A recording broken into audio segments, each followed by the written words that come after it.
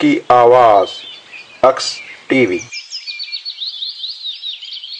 Reaching around the world. समाज सेवक society और इंटरनेशनल ह्यूमन राइट्स ऑर्गेनाइजेशन की जानिब से हैदराबाद के रविंद्र भारती थिएटर में जश्न तेलंगाना का इनेकाद अमल में आया। चेयरमैन तेलंगाना रियासत इंटरनेशनल ह्यूमन राइट्स ऑर्गेनाइजेशन जनाब मोहम्मद नजीब ने बताया कि जश्न तेलंगाना का मकसद इस नई रियासत में हिंदू मुस्लिम भाईचारगी की रिवायत को बरकरार रखते हुए तरक्की की मंजिलों की जानिब पेशरफ्त का इजहार है। तेलंगाना मनाने का हमारा मकसद ये है कि हम हैदराबाद एक ऐसी तंजीम है, गंगा जमुना तहजीब है, यहाँ पर हिंदू मुस्लिम सिख ईसाई सब हम एक जगह पे यहाँ पर एक प्लेटफॉर्म पर आकर कुछ काम करने का हमारा मकसद है। इंटरनेशनल ह्यूमन राइट्स ऑर्गेनाइजेशन की जानिब से आज जश्न तेलंगाना मुनक़िद किया गया रविंद्र भारती हैदराबाद में। आप तमाम सभी मेहमानों का और ऑडियंस का हम बहुत बहुत शुक्रिया अदा करते हैं। अस्सलाम वालेकुम वरहमतुल्लाहि वबरकातुहू। इस जश्न तेलंगाना के मौके पर एक रंगारंग म्यूजिकल प्रोग्राम का भी इनेकाद अमल में लाया गया था। इस मौसीकी के प्रोग्राम पर बाज़ मुअज़्ज़िज़ मेहमानान ने यह कर एतराज़ भी किया कि इस तरह की मौसीकी गाने के प्रोग्राम इस्लाम में मना है, और इन मुअज़्ज़िज़ीन ने इस्लाम का पैगाम भी दिया और ऑर्गेनाइज़र से दरख्वास्त भी की कि अगर उन्हें इस प्रोग्राम से पहले अपने ख्यालात का इजहार करने का मौका दे दिया जाए तो वो इस जश्न में भी शामिल रहेंगे और इस्लाम के मनाफी अमल से बचने के लिए गाने बजाने की इस महफिल से विदा भी हो जाएंगे। इस तजवीज़ का ऑर्गेनाइजर्स ने खैर मकदम किया और उन्हें अपने ख्यालात का इजहार का मौका। जब बात मौसीकी की हो रही थी तो एक नगमे ने हमें यह सोचने पर मजबूर कर दिया कि ये नगमा KCR की अक़लियत नवाजी पर तो नहीं और ये स्टेज पर लगे अक़लियती क़ायदीन की तरफ मंसूब तो नहीं। बाबूजी धीरे चलना,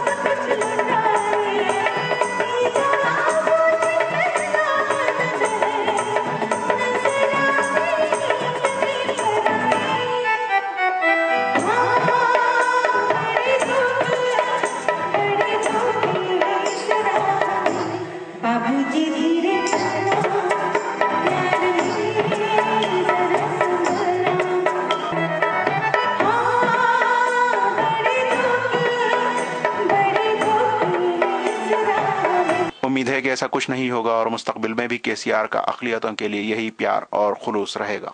पैगाम देकर उठे आप, पैगाम देकर उठे और पैगाम लेकर उठे। गाना बजाना चलता रहेगा, यहाँ हमारी हुकूमत है इसी में गई है। कितनी मुश्किल से रियासत मिली है या गौर कर ले आप, 60 साल कोशिश है।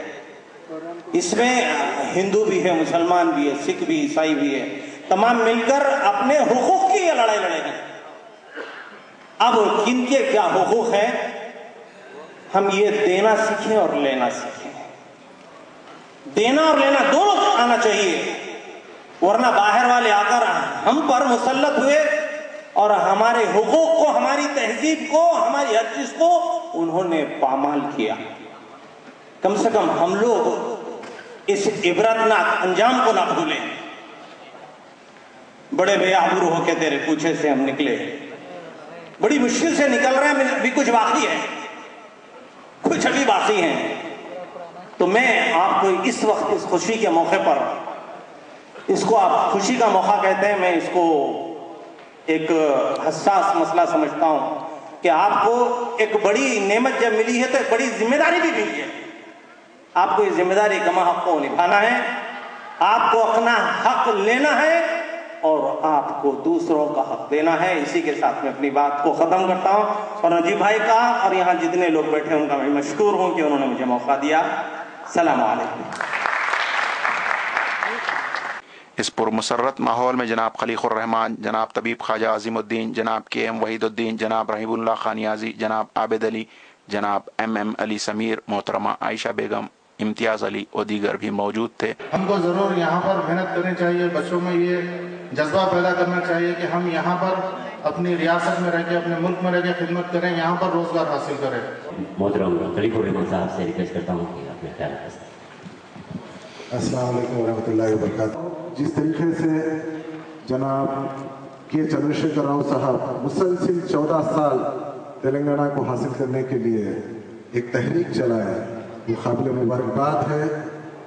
TRS پارٹی کا تمام قائدین اور اس کے تمام ورکرز قابل مبارکباد ہے, اور تلنگانہ کے 4 کروڑ عوام قابل مبارکباد ہے کہ انہوں نے اپنی مسلسل جدوجہد کرتے ہوئے, جیسا کہ لگ رہا تھا کہ تلنگانہ کی جدوجہد گزشتہ 60 سال سے چل رہی تھی, مگر سب سمجھ رہے تھے کہ یہ تحریک دم توڑ دی تھی, مگر یہ تحریک میں دوبارہ جو جان ڈالے ہیں وہ جناب چندرشیکھر راؤ صاحب, اور اس کا شاید پورا چندرشیکھر راؤ صاحب کو جاتا ہے. اور ساتھ ہی ساتھ میں محترمہ سونیا گاندھی صاحبہ کا بھی شکریہ ادا کرنا چاہتا ہوں کہ انہوں نے اپنی سیاست کو ملحوظ رکھتے ہوئے تلنگانہ کے عوام کے جذبات کو اور احساسات کو سمجھتے ہوئے ہمیں تلنگانہ عطا فرمایا, اور اس تلنگانہ کو ہمیں ایک سنہری خواب جو ہم نے دیکھا تھا اس کو شرمندہ تعبیر کرنا ہے, اور آپ کو ہم سب کو جو شہر حیدرآباد اور تلنگانہ گنگا جمنی تہذیب کے لیے جانا جاتا تھا اس کو دوبارہ واپس پھر ہم ہندوستان میں ایک ماڈل اسٹیٹ بنا کے پیش کرنا پڑے گا, جس میں ہم سب کو ہندو, مسلمان, سکھ, عیسائی ہم سب کو مل کے کام کرنے کی ضرورت ہے, خاص طور پہ تمام نوجوانوں کو. اور میں اس موقع پہ تقاریر کا سلسلہ تو چلتا رہے گا, مگر جو نوجوان ہمارے دوست ساتھی اس تلنگانہ کے لیے قربانی دی ہے اور شہید ہوئے ہیں, ان کی یاد میں 2 منٹ کی خاموشی میں چاہوں گا کہ ہم سب مل کے منائیں یہاں پہ, جو ان کے لیے خراج عقیدت ہوگا.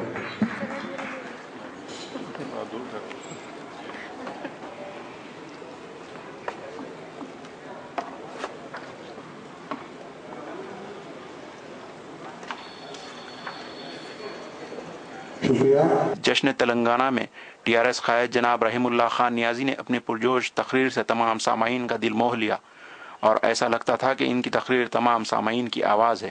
آئیے ان کے اس خطاب کو اکس ٹی وی کے ناظرین کی خدمت میں پیش کرتے ہیں. تلنگانہ اسٹیٹ جناب KCR صاحب نے کیبنٹ میں سب سے پہلے انصاف کرتے ہوئے محمد محمود علی صاحب کو ڈپٹی چیف منسٹر بنایا.